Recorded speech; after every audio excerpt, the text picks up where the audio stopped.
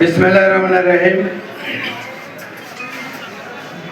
বাংলাদেশ যুব অধিকার পরিষদ নওগাঁ জেলা শাখা কর্তৃক আয়োজিত আজকের এই মতবিনিময় সভা সম্মানিত সভাপতি আমার ছোট ভাই রায়ান এবং আজকে প্রধান অতিথি হিসেবে আমাদের মাঝে উপস্থিত আছেন, যার হাত ধরে এই গণ অধিকার পরিষদে আমি পদার্পণ করেছি। আমি বিভিন্নকে ফোন দিয়েছিলাম যে আমি আপনাদের দল করতে চাই, আমি কিভাবে অ্যাড হব, আমাকে সেই ব্যবস্থা করেন। উনি বলেছিলেন যে আপনি একটি নাম্বার লিখে নেন। উনি আমার শুদ্ধ সাব্বির ভাইয়ের নাম্বার দেওয়ার পরে আমি ওনার সাথে যোগাযোগ করে উনি আমাকে নওগাঁতে প্রোগ্রামে নিয়ে আমাকে গণ অধিকারে আজকে অ্যাড করার পর 1.5 বছর হয়ে গেছে। ইনশাল্লাহ আমি গণ অধিকার পরিষদের সাথে আছি।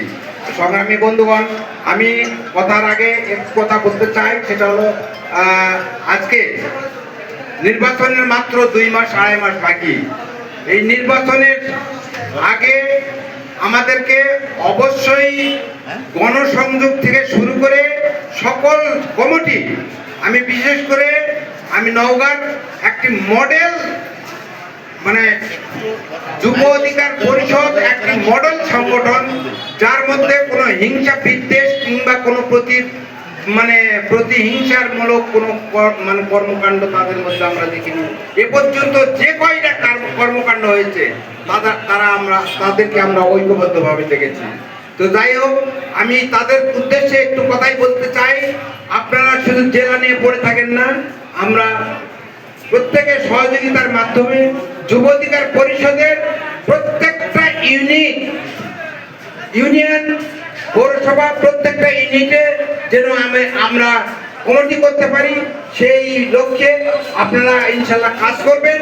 আমরা সর্বত্র সহায়তা করব গণ থেকে।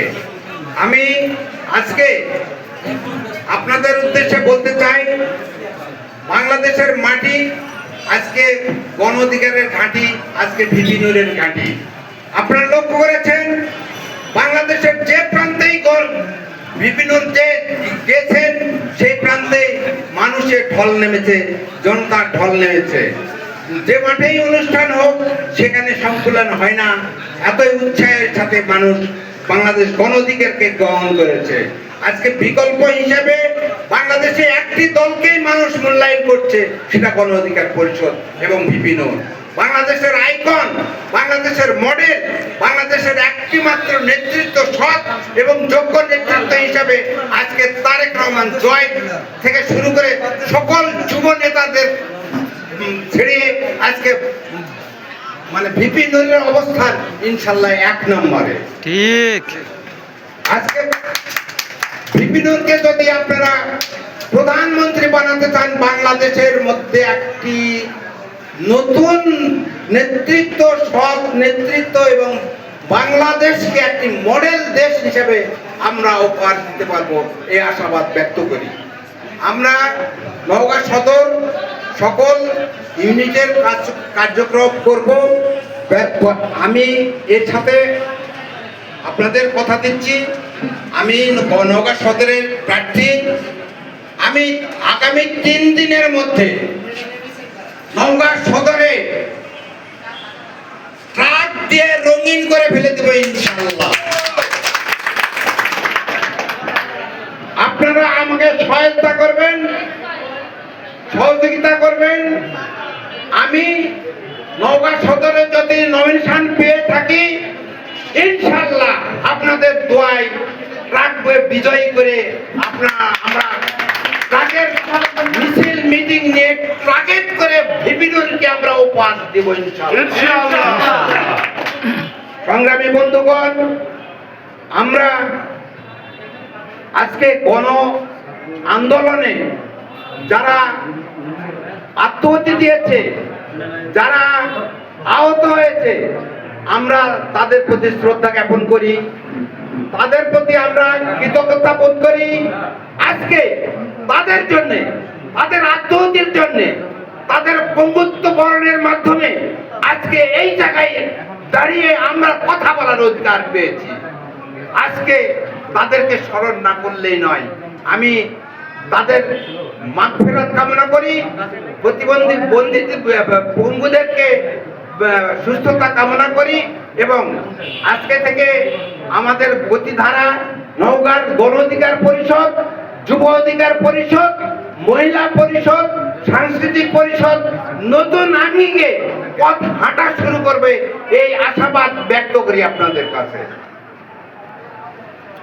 সংগ্রামী বন্ধুগণ,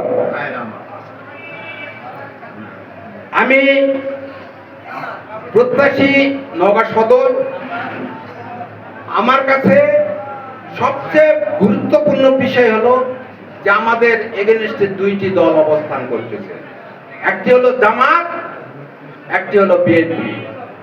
এ পর্যন্ত আপনারা বিএনপি জিজ্ঞাসা করবেন বিএনপির লোক বিএনপিকে ভোট দেবে কিনা।